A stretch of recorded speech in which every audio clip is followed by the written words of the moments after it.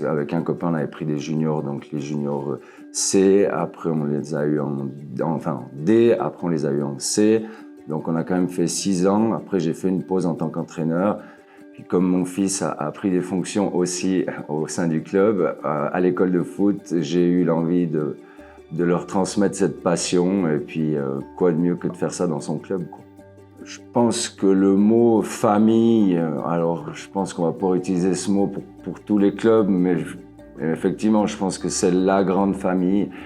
Et puis c'est toujours un peu les mêmes gens qui gravitent autour de ce club, ce qui fait qu'il y a quand même une ligne qui est bien établie depuis un bon nombre d'années, parce que c'est toujours les mêmes gens qui gravitent autour de ce club. Et puis il y a une stabilité aussi. Je pense que c'est la promotion en deuxième ligue.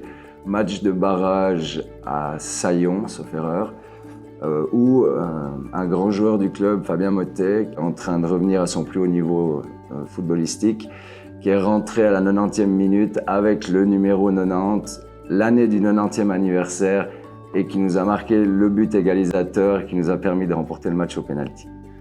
J'avais les béquilles ce jour-là au bord du terrain. Je crois que quand il a marqué, j'ai lâché les béquilles puis j'ai couru 300 mètres le long de la ligne de touche pour aller le féliciter.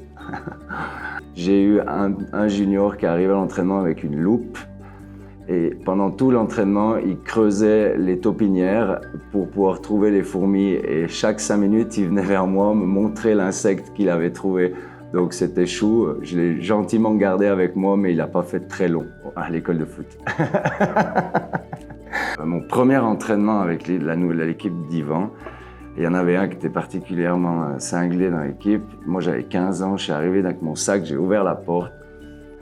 Il y avait un Playboy qui était caché derrière le miroir à l'entrée. Tu vois, moi 15 ans, j'arrivais de Sion avec, je veux dire, dans les vestiaires, c'était quand même assez...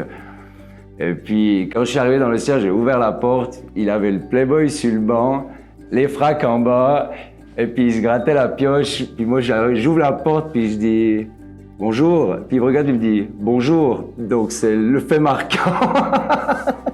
Il faisait ça pour rire, tu vois. Et puis j'ai ouvert la porte, je me suis dit « Je vais rester là 30 ans ».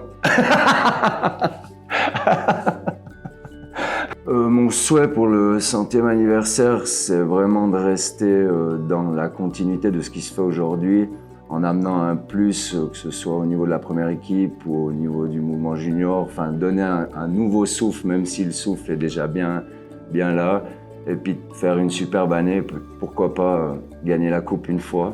Ce serait vraiment peut-être le souhait qu'on aimerait tous, c'est la gagner après 2 finales, puis 2 défaites sur les 10 dernières années, sauf erreur, si je dis pas de bêtises.